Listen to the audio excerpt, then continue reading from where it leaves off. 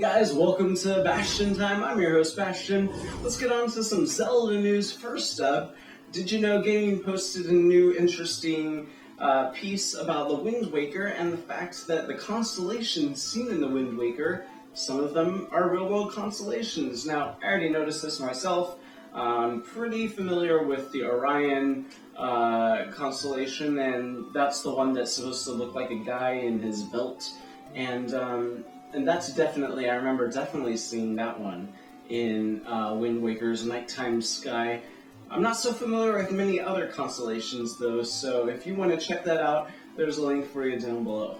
Nintendo released their financial reports for this past quarter, and in it they revealed some interesting information, which is a release date, a specific release date for Wind Waker HD, but only for Japan, and it is September 26th.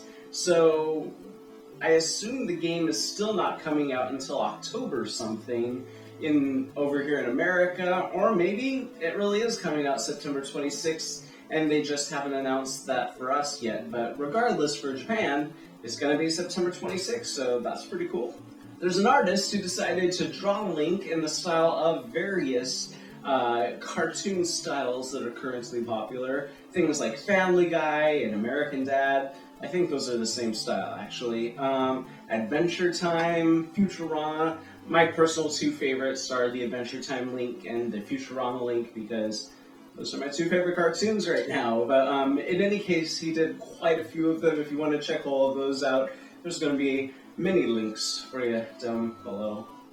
There's a very unusual video that was released where a guy decided to look into the mathematics behind the original Legend of Zelda. I guess he does this thing where he tries to figure out if things are just completely randomly generated in a game, things like the enemies appearing and their movement, or if that's based on some sort of pre-programmed rule set. And what he found out is that many of the things that are decided for when you start playing The Legend of Zelda remain exactly the same. You use save states to show that when you enter a new screen, enemies will appear in the exact same places and move in the exact same directions, so long as you enter that screen at the exact same time. If you enter it even a second later, then they move and appear in completely different places. So it's kind of interesting if you're interested in that sort of thing, and the fact that he created an arcade cabinet version of Legend of Zelda, which is pretty awesome. You want to check that out, there's the link for you down below. Our final story for today is the fact that Skyward Sword, whose art style was quite controversial, I personally loved it though. Somebody has used that art style and created a texture pack for that for Twilight Princess. I haven't played Twilight Princess in quite some time. This texture pack isn't quite done yet, but as soon as it is done, I'm definitely going to play it. There's a huge trailer that shows quite a bit of it in action, and it looks breathtaking.